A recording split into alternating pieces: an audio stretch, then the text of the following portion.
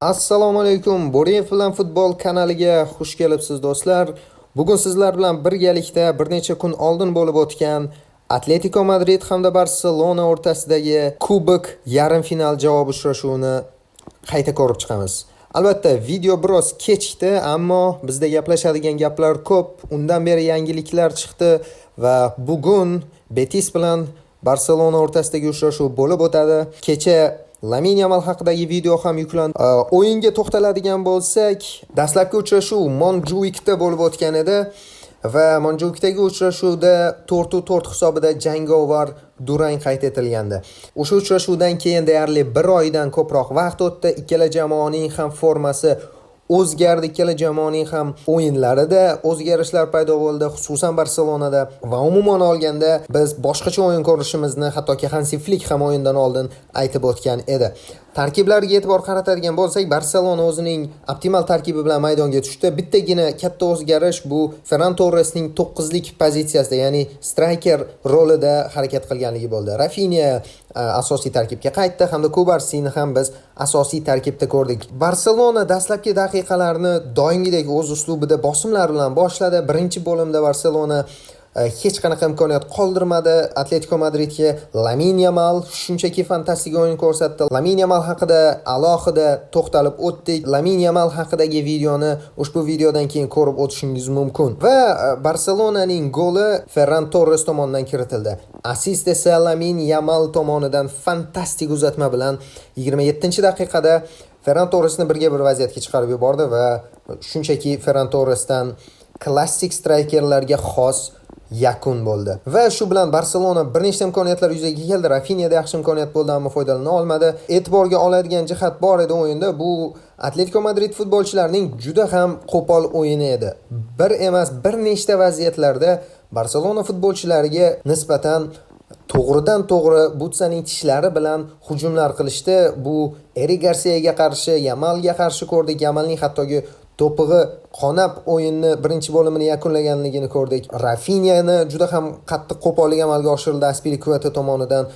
Mening fikrimcha qizil bersa bo'lar edi, ammo hakam uni tanlamadi. Umuman olganda birinchi bo'lim Barselonaning dominantligi va Atletico Madridning qo'polliklari bilan esda qoldi. Ikkinchi bo'limda esa kartina biroz o'zgardi. Darhol Simeone o'zining qurollarini ishga soldi. Syorlotni maydonga tushirdi. Buning ustiga markazdan himoyachilarni kamaytirdi. 5 ta himoyachi bilan o'ynayotgan edi. Ular ish berdi. Albatta Syorlot bir necha marta yaxshi vaziyatga chiqib bordi. Bittasida ofsayd yo'q edi. Bitta o'sha yaxshi vaziyatidan foydalana olmadi. Qolgan vaziyatlarda esa Syorlot ofsaydda qolib ketaverdi. Bunda albatta Inigo Martinez hamda Kubarsi va o'yinning ikkinchi bo'limida maydonga tushgan Araujo ham juda katta rol o'ynadi. Barselona ikkinchi bo'limda o'zining himoyaviy jihatdan qanchalik mustahkam o'ynay olishini ko'rsatdi. O'sha 4-4-2 sxemasida o'ynaydigan jamoalarning hujumlari oldindan ko'rib bo'lmaydigan, oldindan aytib bo'lmaydigan ko'rinishda yuzaga keladi. Ya'ni ularda qanotlarda juda ham kuchli qanot futbolchilari mavjud. Ikkita qanotda ikkitadan 4 ta futbolchi to'liq egallab olishadi. Bu degani himoyachilarga va raqib jamoa vingerlariga juda qiyinchilik tug'diradi. Va buni biz o'sha Kunde hamda Baldening ikkinchi bo'limdagi pozitsiyalardan ko'rishimiz mumkin. Ularga albatta Rafinha birozdan keyin albatta Baldega Ferran Torres yordamga o'tdi. O'ng tomonda esa Laminning yordam berganini ko'rdik Kundega va umuman olganda Frenkie de Jongning ham o'sha qanotga juda ham ko'p tortilib ketganligini ko'rdik va bu albatta 4-4-2 klassik 4-4-2 sxemasining ustunlik jihatlaridan biri edi. Ammo Barselona himoyada juda ham mustahkam o'ynadi. Ikkinchi bo'limdagi asosiy o'zgarish albatta Araujoning maydonga tushishi bo'ldi. Araujo Syorlotni albatta Syorlotni biz bilamiz, bir necha o'yinlardan beri Barselonaning qo'rqinchli tushiga aylangan Syorlot bu safar foydalana olmadi. Gol urdi, ofsayd edi. Araujo ofsayd chizig'ini yaxshi ushladi bu safar. Araujo to'xtata oldi Syorlotni. Ikkinchi qavatda hech qanaqa imkoniyat bermadi. Kunde esa o'yinning oxiriga borib bilmadim, birorta krossni o'tkazmadi. Qanotlardan yuborilayotgan birorta uzatmani o'tkazgani yo'q Kunde. Kundedan o'tgan taqdirda juda ham kam holatda sodir bo'ldi. Bu Araujodan o'tmadi. Shunchaki ideal, mukammal himoyaviy masterklass guvohi bo'ldik ikkinchi taymda va shunday qilib Barselona o'yinni o'z foydasiga yakunladi. Albatta, ko'pchilik aytishi mumkin, Barselona qiynaldi ikkinchi bo'limda deb. Albatta, qiynalish bu nisbiy tushuncha. Ya'ni Barselona agar vaziyatga qarab xuddi ikkinchi golni urishga harakat qilganda gol o'tkazib yuborish ehtimoli ko'proq edi. Ammo shuni qilmadi va himoyani mustahkamladi. Va bunda yana bir jihati borki, Erik Garsiyaning maydonga tushganligi himoyaviy jihatdan, ayniqsa Frenki de Jong hamda Pedrini maydon markazidagi nazoratni qaytarib olishga juda katta hissa qo'shdi.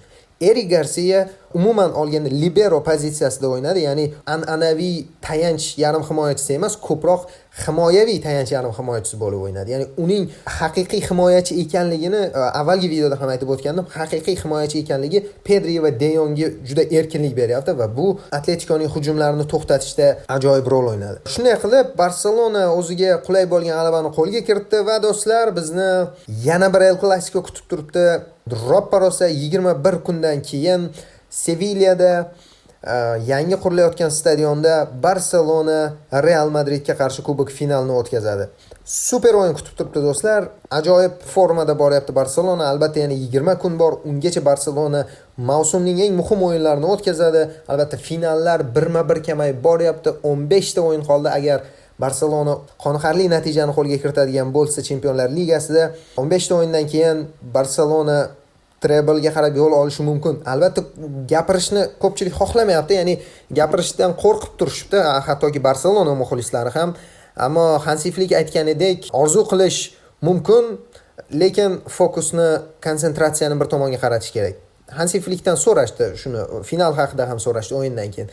Flik aytdiki, orzu qilishdan hech kim sizni to'smaydi, lekin mening vazifam futbolchilarni konsentratsiyasini saqlash, har bitta keyingi o'yinga 100% tayyorlab borish. Agar biz 100% bermaydigan bo'lsak, bizda natija qilishimiz qiyin bo'ladi va Flik yana bir aytib o'tdiki, men ko'rganman uzoq tajribam davomida bu mavsumlar, ayniqsa ko'plab turnirlar bir soniyada o'zgarib ketishi mumkin va biz buni xohlamaymiz deb aytib o'tdi.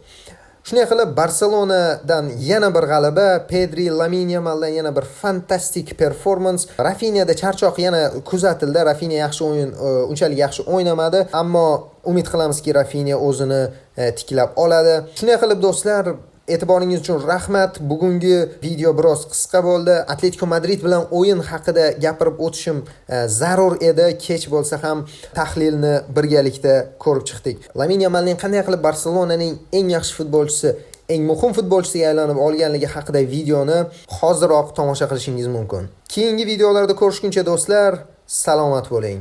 Viska Barsa.